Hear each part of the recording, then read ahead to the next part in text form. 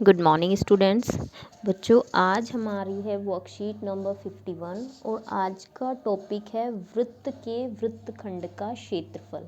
तो सबसे पहले तो हम वृत्तखंड समझते हैं, वृत्तखंड होता क्या है।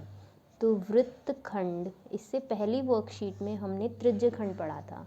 तो त्रिज्यखंड होता है वृत्त की किसी चाप और उसकी दो त्रिज्याओं से घिरी हुई आकृति को हम त्रिज्यखंड बोलते हैं। वृत्तखंड क्या होता है, जैसे कि ये एक वृत्त मैंने बना लिया है। वृत्त के अगर कोई भी जीवा खींची जाए तो वो वृत्त को दो भागों में बांट देती है। तो इसमें वृत्त की जीवा और चाप से घिरी हुई जो आकृति बनती है उसको हम वृत्तखंड बोलते हैं। तो इस एक जीवा ने इस वृत्त को दो भागों में बांट दिया, एक छोटा भाग है और एक बड़ा भाग है। छोटे भाग को हम बोलेंगे लघु वृत्तखंड और बड़े भाग को बोलेंगे हम दीर्घ वृत्तखंड। ठीक है, तो वृत्तखंड क्या है, किसी चाप और जीवा से घिरी हुई आकृति। जैसे ये कोई चाप, हमने कोई चाप वृत्त का कोई एक छोटा हिस्सा ले लिया, ये छोटा हिस्सा और ये जीवा, तो ये जो एरिया ये बना ये है आपका लघु वृत्तखंड। लघु वृत्तखंड, छोटा वृत्तखंड, लघु मीन्स छोटा, ठीक है।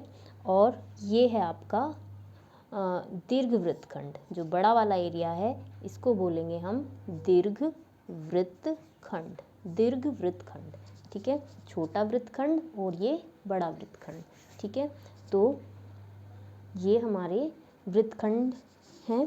वृत्तखंड जो किसी वृत्त की चाप और एक जीवा से घिरा हुआ हिस्सा होता है, ठीक है। तो छोटा हिस्सा होता है उसको बोलते हैं हम लघु वृत्तखंड, और जो बड़ा हिस्सा होता है ये भी एक बड़ी चाप है और ये जीवा है, इससे घिरा हुआ जो ये एरिया है, जो प्लेन मैंने छोड़ा हुआ है, ये भी वृत्तखंड है और इसको बोलते हैं हम दीर्घ वृत्तखंड।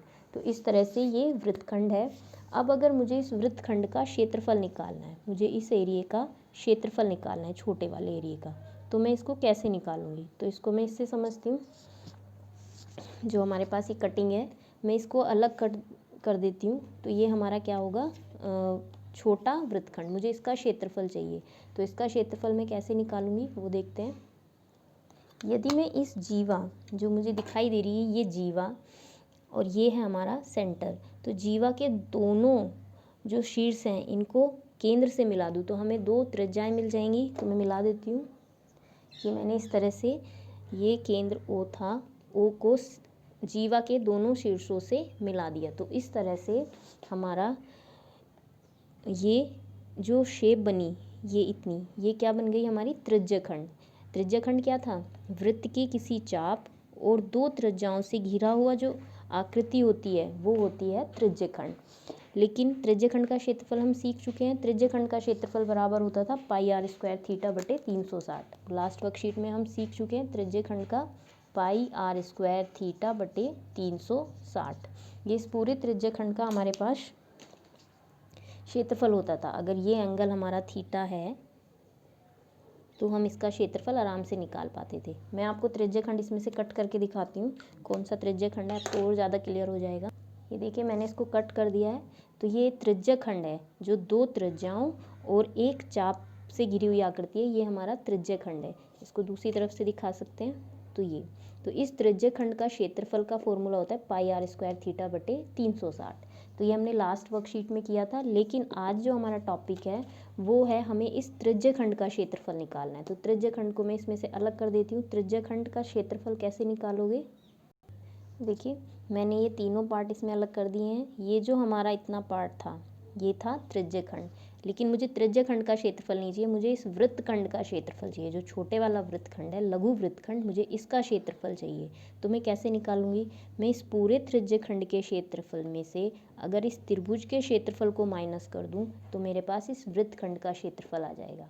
अब इस त्रिभुज के क्षेत्रफल को हम कैसे निकालेंगे, इस त्रिभुज के क्षेत्रफल को मैं कैसे निकालूंगी। त्रिज्यखंड का क्षेत्रफल का फॉर्मूला मेरे पास है और त्रिभुज का क्षेत्रफल निकालने के भी मेरे पास फॉर्मूले हैं जो हमने पहली क्लासेस में अपने पढ़े हुए हैं।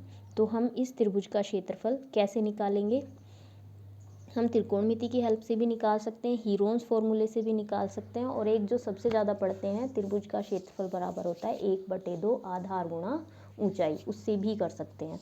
ठीक है, तो त्रिभुज के क्षेत्रफल के फॉर्मूले हम कोई सा भी इसमें यूज़ कर सकते हैं, लेकिन वर्कशीट में हमें सीधा एक फॉर्मूला दिया हुआ है, उसका डेरिवेशन नहीं है, हम सीधा इसमें करेंगे। इस वृत्तखंड का क्षेत्रफल बराबर होता है, तो हमारे इस वृत्तखंड का क्षेत्रफल बराबर है, इसको कलर चेंज करके दिखा देती हूँ। इस वृत्तखंड का क्षेत्रफल बराबर है, वृत्तखंड का क्षेत्रफल त्रिज्य खंड का क्षेत्रफल, यानी इस पूरे का क्षेत्रफल में से माइनस कर देंगे इस त्रिभुज के क्षेत्रफल को, तो त्रिज्य खंड का क्षेत्रफल हमारा हमें पता है कितना होता है, ये बराबर होता है पाई r² थीटा बटे 360 और माइनस त्रिभुज के क्षेत्रफल के हमारे पास कई फॉर्मूले हैं। इसमें एक इजी मेथड से निकाल के सीधा दिया हुआ है, अभी मैं आपको वही बताऊंगी, लेकिन जब हम क्वेश्चन करेंगे तो उसमें हम बाकी मेथड भी यूज़ करेंगे। तो इसमें दिया हुआ है 1/2 r² साइन थीटा। ठीक है, तो ये हमारा वृत्तखंड का क्षेत्रफल का फॉर्मूला है, पाई r² थीटा बटे 360 माइनस 1/2 r² साइन थीटा। तो ये जो त्रिभुज का क्षेत्रफल है, ये इन्होंने साइन थीटा के रूप में दिखाया हुआ है, लेकिन हम क्वेश्चन के में भी देखेंगे कि अगर हमें दूसरे मेथड से निकालना आसान है तो हम दूसरे मेथड से भी निकालेंगे। वो मैं आपको क्वेश्चन को समझाते हुए, जब क्वेश्चन समझाऊंगी तो उसमें मैं आपको ये कैसे कौन सा हमें यूज़ करना है वो उसके बारे में बताऊंगी। ठीक है, तो ये था हमारा वृत्तखंड का क्षेत्रफल। वृत्तखंड क्या होता है हमने इस वीडियो में डिस्कस किया, वृत्तखंड क्या होता है और वृत्तखंड का क्षेत्रफल हम किस तरह से निकालेंगे। ठीक है, तो आज की जो वर्कशीट है उसको देख लेते हैं। तो आज की वर्कशीट नंबर 51, वृत्त के वृत्तखंड का क्षेत्रफल। तो इसमें ये एक फिगर दी हुई है, इसमें आपको दिखाई दे रहा होगा जो हमारा ये पोर्शन है, 2 त्रिज्याओं और एक चाप से घिरा हुआ, इसको बोलते हैं हम त्रिज्यखंड। ये हमारा है त्रिज्यखंड। ठीक है, और इसमें एक जीवा और चाप से घिरा हुआ जो ये एरिया है, इसको बोलते हैं हम वृत्तखंड। तो इसमें एक जीवा और संगत चाप से घिरा हुआ जो एरिया है, इसको बोलते हैं हम वृत्तखंड। और वृत्त का छोटा हिस्सा, वृत्त की परिधि का कोई भी छोटा हिस्सा कहलाता है वृत्त की चाप। तो ये जो आपको ब्लैक कलर का दिख रहा है, ये है वृत्त की चाप।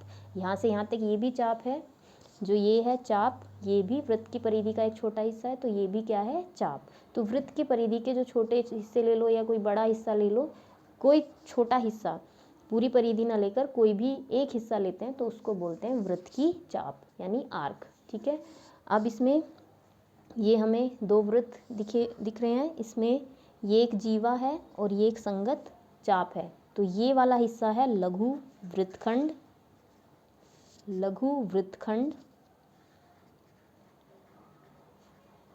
और ये जो बड़ा भाग है ये है दीर्घ वृत्तखंड। इसी तरह से दूसरे वृत्त में भी ये बड़े वाला हिस्सा है दीर्घ वृत्तखंड, और जो छोटा है ये है लघु वृत्तखंड। तो वृत्तखंड आपको समझ में आ गया होगा। आज हम इसके क्षेत्रफल के बारे में पढ़ रहे हैं, तो नेक्स्ट चलते हैं। वृत्तखंड का क्षेत्रफल वृत्त की जीवा और उसकी चाप के बीच का घिरा हुआ क्षेत्र होता है, ये मैंने आपको समझा दिया। तो वृत्तखंड का क्षेत्रफल होता है त्रिज्यखंड का क्षेत्रफल माइनस त्रिभुज का क्षेत्रफल, और इसका सीधा हमें ये फॉर्मूला दिया हुआ है, हम इसको यूज़ करेंगे, और अगर हमें ज़रूरत हुई तो हम दूसरा फॉर्मूला भी इसमें यूज़ करेंगे त्रिभुज का क्षेत्रफल निकालने के लिए। ठीक है, तो अब हम शुरू करेंगे अपने एग्जाम्पल्स।